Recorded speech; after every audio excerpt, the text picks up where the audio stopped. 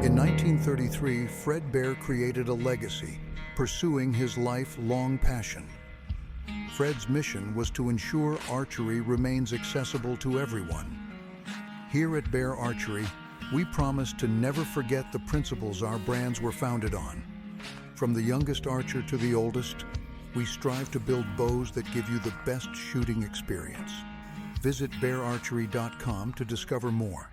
Hunting boots are a critical component of any successful hunt. Whether walking a short distance to your blind or trudging miles through rugged terrain, your feet are carrying the load. Without the right boots, you could give up early and lose out on that trophy just over the ridge. At Midway USA, we make selecting boots for your next hunt easier. With just a few clicks of a mouse, you can decide on what's important, like waterproofing, insulation, size, width, and savings.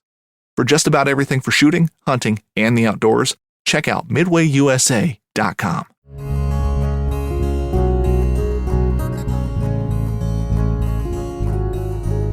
Welcome to the Casting Across Fly Fishing Podcast. I'm Matthew of castingacross.com, where I explore the quarry and culture of fly fishing. This is episode 102 of the podcast. 102. Thank you for coming along with me, for making me a part of your day, your drive, wherever you squeeze these 25 minutes in during your schedule. I do seriously appreciate it. Imagine with me, if you will, a bridge. It is a low bridge, a low concrete bridge.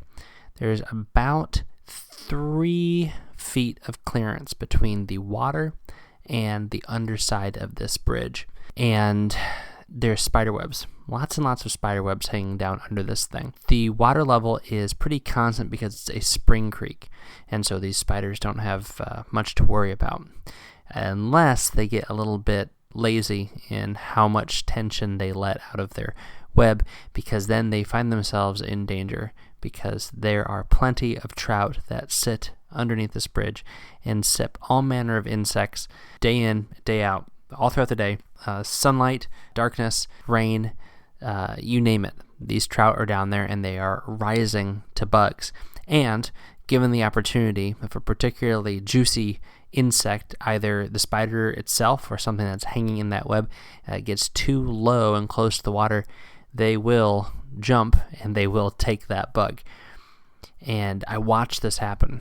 I watched this happen multiple times, countless times. I tried my hardest to get at one particular fish that was engaged in this kind of feeding behavior. And that's what I want to talk about today, is this spot, this fish, this creek, and all of those things will remain nameless, but hopefully you can appreciate it. I love fishing spring creeks, and I've talked about that quite a bit on the podcast and write about it a lot on the website. It's just a type of fly fishing that I became familiar with as I was living both in Northern Virginia and in South Central Pennsylvania.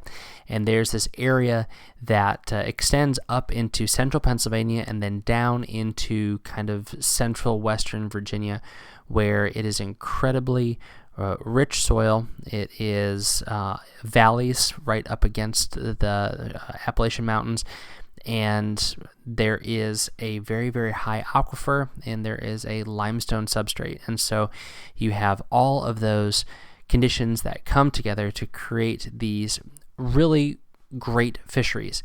Consistent flows, consistent temperatures, high nutrients, which leads to high vegetation, and then the macroinvertebrates that live in them, and then of course the fish that call them home. There's sculpins, there's suckers, there's some other fish, but of course for us what we're interested in is trout. And you can find browns and rainbows, but you can also find brook trout in some of the less disturbed spring creeks. But this spring creek in particular, there were rainbows and there were brook trout, but browns were most abundant, especially in the upper reaches of the spring creek, which is where this bridge was found. And I spent a lot of time fishing this creek. There's a number of spring creeks that I would spend multiple days a week on fishing in South Central Pennsylvania when I was living there. Some of them very popular. Some of them I honestly don't even know the names of. I know that they were feeder creeks to major spring creeks. But one of the amazing things about that area was just how much water there is. If you've never been in Pennsylvania, or you've just driven through it, but you haven't gone off of the highways and on the back roads, it is amazing how much water there is in Pennsylvania, and for a very good chunk of it, really State College over kind of to Lancaster, and then of course down into Chambersburg and Carlisle and that area, there's a lot of spring creeks, and some of them are very sneaky. They pop up in really bizarre places.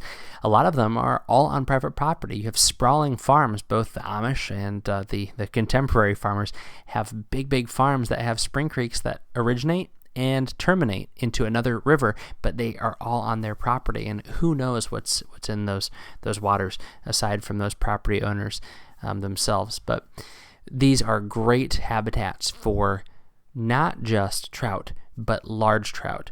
I have seen some just giant fish, browns and rainbows, and even some pretty sizable brookies that live in just trickles, and they are either seeking thermal refuge in the cold of the winter or in the heat of the summer, and they spend the rest of their life in a bigger warm water river, and they move up into these tiny little spring creeks, and they can chase sculpins, or they can just feast on crest bugs or anything else that's in there. And so you can really fish any way you want to fish. You can fish big streamers, you can fish nymphs, but my preference, given the opportunity that when it presents itself, is to fish dry flies. And so that is why that fish, and it was a series of fish, there was at least a half dozen underneath this bridge, were so appealing to me because they would rise, as I said earlier, day in, day out, 24/7. The only time they would stop rising is if I made a very, very bad cast, or I set the hook too quickly, or I hooked one and it got off. And then they would go down for something like 4 to 6 hours before they started rising again. And talk about an exercise in patience, just waiting for those fish to start rising again. It was easier for me to leave the stream, go home, do some work, do something, and then come back rather than try to fish on that river for another 4 or 5 or 6 hours, then come back to it. I just couldn't handle it. Let me set up the picture again. So there's the bridge, and again, 2.5 to 3 feet of clearance, and that was pretty consistent. Another thing, like I said, with the spring creek is you have consistent flow, so it's not like this thing ever got washed out. I never saw that water get more than 2.5 feet from the bottom of that bridge. It stayed very, very consistent, so you always had all those bugs, the spider webs and the spiders, and then all of the bugs that were buzzing over the water. And so for those spiders, that was a great place for them to set up shop, because you had these bugs that were coming off of the water, very nice gravel substrate underneath that bridge, and the bugs would come up off of it, or the bugs would come off of the banks, very, very grassy banks, and they would do what bugs do, is they try to stay close to the water, but they don't try to get too far away from it. And when they're bobbing up and down, they either land in the water, the bugs and the trout get them, or they hit the webs and the spiders get them. It was kind of a gauntlet that nobody really survived, but it was wonderful for the fish and the spiders and the angler. Upstream, lots of different currents. So if you can picture this, upstream of this bridge, there was a really dense weed bed in the center of the stream. So this effectively created 2 channels going underneath this bridge. And at that point, the stream was probably about 20 to 25 feet wide. And then under the stream bank, there was no structure whatsoever. However, the stream kind of took a bend to the left if you're looking downstream as soon as it got out from underneath that bridge. So it created this faster current along the left-hand side of the bridge. And so everything kind of got funneled at like a 45-degree angle once it started going underneath the bridge. And then downstream, it got very shallow very quickly. And it stayed about 1.5 feet deep in most places, and the stream widened up to about 35 feet, and then you started to get into some weed beds. So why am I giving you all these details? Well, think about how would you approach this? So you drop a fly in from upstream. That makes the most amount of sense, because you're not going to be able to cast under this thing, especially from upstream. How are you going to get a fly down there? So I would cast over the bridge, and then I would make my final cast, and I would leave a ton of slack in my line, and the fly would drop. Either it would hit the concrete abutment and drop straight down, or it would land maybe a foot past the point where the bridge overlapped the creek, and then I had all this slack in my line. that was a great thing. The problem was sometimes the eddies would grab the fly and the fly line would get sucked downstream, and that was another way to put those fish down, to have that fly line go over the top of them. Other times, the lack of precision in a cast like that is it would get sucked to that left, or it would just sit in an eddy and the whole thing would just pile up and sink, and then sink my dry fly. So that never worked too well. Went from the downstream side, and there just wasn't enough room to get a cast. The water was shallower, so there was really no great way. One time a friend and I were there, and I tried breaking my 4-piece 9-foot rod down into a 2-piece 4.5-foot rod. I was only casting with those top 2 sections. That actually worked pretty well. The problem was that these fish were so wary and they were so spooky that to get upstream of that fish and to make that good presentation of having that fly come down to it, that you had to line it. You had to put something over it, even if it wasn't a whole lot of fly line over the particular fish that you were looking for. Another fish would get spooked that was at the tail of the pool. And so it was just a kind of a exercise in futility. I would catch fish all upstream, all downstream, dry flies, either in hatches, every once in a while on terrestrials, and then even just fish that would spontaneously rise, which is a really, really fun thing to target. But these fish were the white whales. And one in particular, there was one that I would see going up after these spiders over and over again. And it just had a big hump back, and it was a very, very dark brown. And so I knew it was a big, mature brown trout. And I would try and try again. The closest I got to it was I felt the weight of that fish twice, and I knew it was that fish again because just its mouth, when it came up to rise, you could see both the upper and lower jaw come up out of the water. It wasn't just a generic rise. It was a very deliberate rise by this fish, and the current was such that it appeared like straight up from the bottom and kind of came up at that fly where both sides of the jaw were visible. It wasn't just the upper jaw slurping in that fly. And I don't know if it had to do with the way the currents moved, and so it could kind of sit and just kind of go up vertically or what. But one day I see this fish rising, and it's just going to town. It's gorging itself on midges. There was just a lot of activity this summer morning, and I sat and I watched, and it was just steadily rising, and it was doing some of that cluster feeding that you might see big trout do when there are lots of small mayflies on the water. And it was just eating mouthfuls of the things, and just there was no pattern, but it was just over and over and over and over again. And so I tied on a size 28 Griffith's gnat. So it's, a size 28 hook, and then maybe 4 or 5 turns of the smallest grizzly hackle that I had, and I had it on a 7X tippet, and I did that technique that I did before, only this time, instead of casting over the bridge, I just cast kind of in a pile right in front of the bridge and let the whole long tippet section float down. I think it's worth mentioning too that on this creek and a lot of spring creeks, I really fish long tippets because I do not want that fly line on that water impacting the drift at all. I want a long tippet section when I'm fishing these spring creeks. And I mean that tippet section, not even a leader. So a lot of times I'm fishing 16 or 18 foot leaders with maybe a 6 to 8 foot tippet section. And if it's a small fly like that means 7X. Sometimes that means 6X.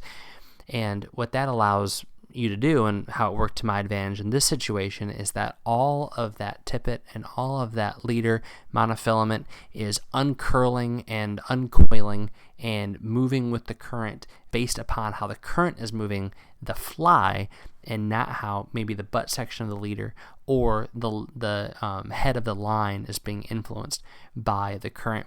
And so I made this pile cast right in front of the bridge abutment. and I could see it happening. It was uncoiling beautifully, and that fly just started meandering down, and I'm trying to keep my eye on the fly, but I'm also keeping my eye on the line to make sure everything's working beautifully, and I'm watching it. I'm thinking I've got maybe 4 more feet of drift before the line catches up with the leader, and it's going to influence it and pull it to the side, or maybe make it stop dead or sink straight down, and I'm doing all this trigonometry in my head, and that fish comes up, and it takes it, and it was at the perfect moment. If it would have happened earlier, I might have had a lot of slack in my line. I mean, that's a lot of line to recoup very, very quickly to make a good hook set without making some giant sweeping Bassmaster, rip its face off kind of hook set. And if it was later, then, as I alluded to earlier, then the drag and from the line, or maybe even just the butt section of the leader, would have pulled that fly out from the feeding lane of that fish. And set the hook, and immediately knew it was that fish because it didn't have a whole lot of room to work. So what did I say? About 2.5 or 3 feet. So we're talking 36 inches. And so this fish did a kind of a cartwheel, and I was able to see its tail, its back, and its head all moving underneath that bridge. And the first thing I had to do in this situation, and I've fished a lot of bridges. Let me put it this way. I love fishing bridges. I love fishing culverts. I love fishing old dam abutments and things like that. If you live someplace like the East Coast, these things, they might seem like eyesores, but they've been around as long as we've been around. As long as there's been European settlements, there's been these bridges. And although they weren't always concrete, they were stone or even wooden, they have become a part of a lot of these rivers, a lot of these streams. And truth be told, they were much, much more plentiful. And as you read accounts of fishing in the earlier part of the 20th century and certainly in the 19th century, there's so many references to people fishing under water wheels, or maybe in the canals and things like that. And because of conservation, and simply because of the changing ways that we utilize energy and that we conduct ourselves agriculturally, a lot of these things have been abandoned, and then for conservation's sake, many of them are removed. But a lot of them still exist, and so I don't see them as eyesores.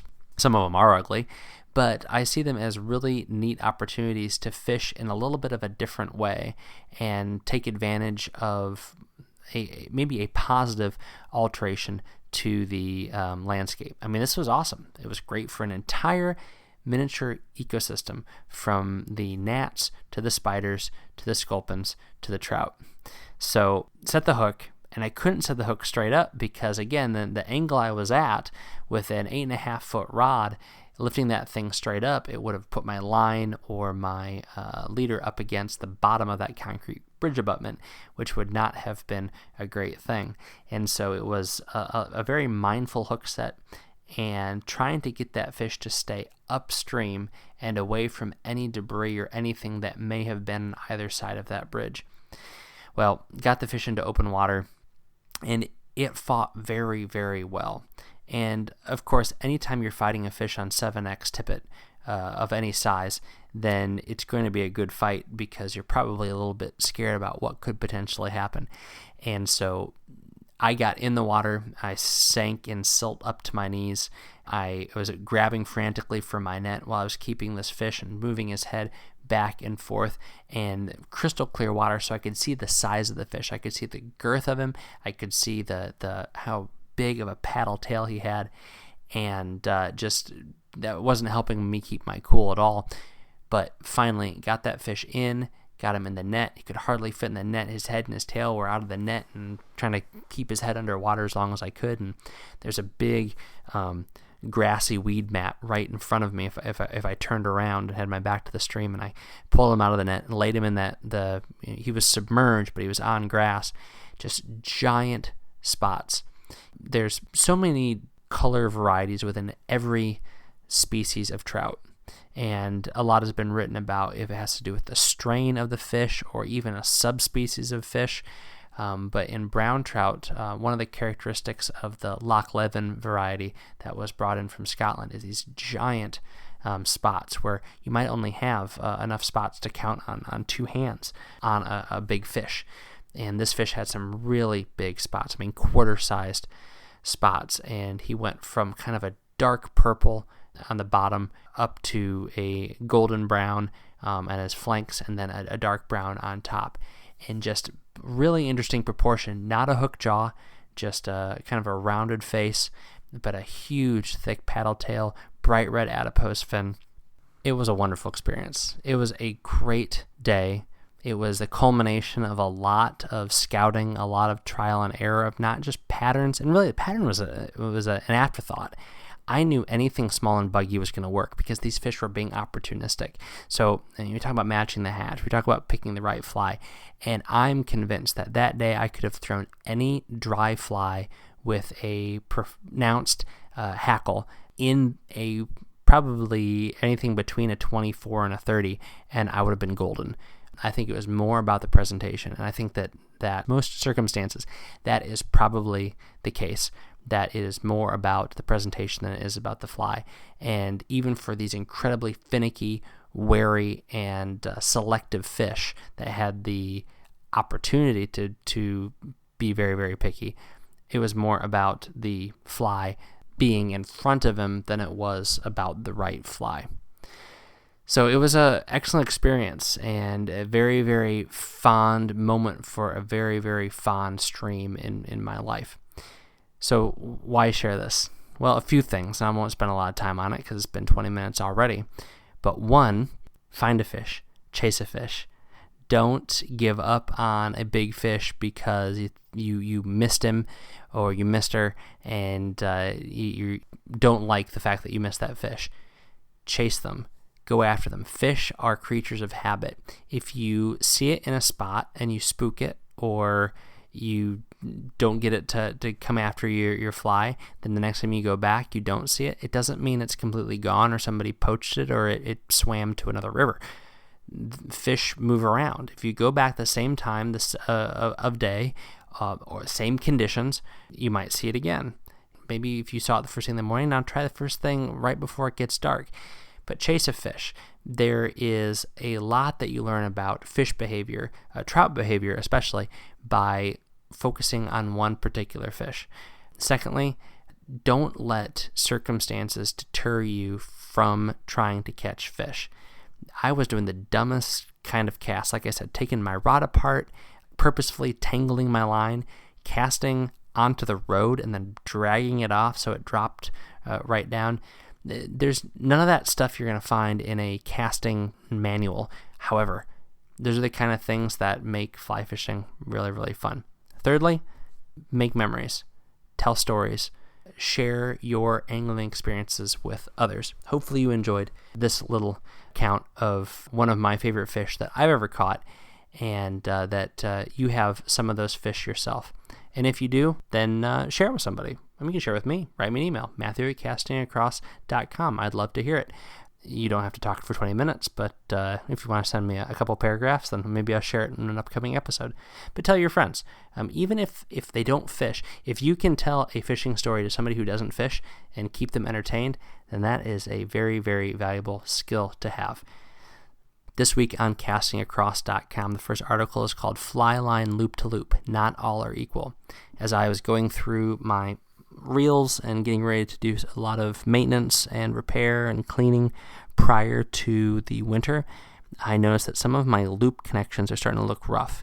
A lot of times, both because it is the terminal end of your line and because there's added stress on your loops, they need help. So whether it is a welded loop, whether it is a loop that you've tied yourself, whether it is just a nail knot of leader material, definitely check these out. And then if you do use loop-to-loop connections, which I do for most of my fishing, even some of my saltwater, then make sure you're using the best kind of loop. It's going to not only make your casting and presentation better, but it's also going to potentially save you some gear and some fish. So I write about that in the article called Fly Line Loop to Loop, Not All Are Equal. Then Wednesday, Trout and Feather October. So once again, this is my monthly contribution to the Trout and Feather website and YouTube channel. And this month I write about steelhead, and not really. I write about adfluvial rainbows, which is to say these are Great Lake steelhead / rainbow trout. So I deal with that little naming peculiarity a little bit, but then I share a couple of thoughts about how I approach this really fun fishery that you can experience whether you live all the way in Michigan and all the way over to New York and all sorts of places in between. And then I share a couple of fly tying patterns from Trout and Feather, and these are patterns that they look complicated if you're a new fly tyer, but they're the kind of thing that if you have the materials and a couple of basic skills, then you'll be cranking out beautiful fish-catching flies in a matter of minutes. This week's recommendation is the Selkirk Design On the Fly Fly Rod Holder. Now, this is a product that I mentioned about 3 or 4 weeks ago and had the opportunity to test out and play with and write about and mention the fact that this was going to be on Kickstarter. Well, I am happy to report on their behalf that they met their goal. It was for $8,000 and they actually exceeded it, which means that this product is going to production and to market. It's an awesome little device that there is a multiplicity of uses for. It's really cool to see somebody just try to create something both to meet their own need and the needs of their fellow anglers.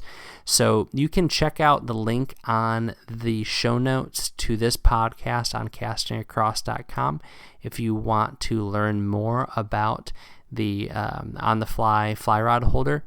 But it's a little 2-inch by 2-inch cube. I have one of the prototypes, but it looks like the final product is going to look just like it. So check it out and kind of stay tuned. You'll definitely want to pick these up once they go into production because there's, like I said, a lot of different things that you can use it for, and it's awesome to support somebody who is just kind of chasing a little dream of making something that can be a better mousetrap.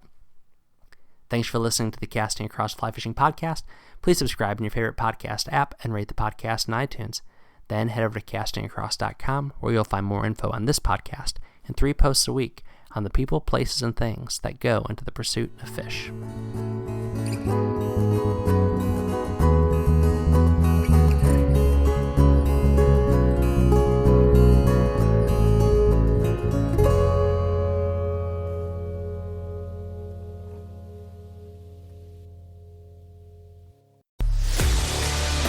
A life that has the stories to back it. A life to be proud of. It's a Winchester life. Yeah, baby. 6'8" Western. Oh, mule deer, baby, right there. Tune in every Tuesday at 7 p.m. Eastern on Waypoint TV.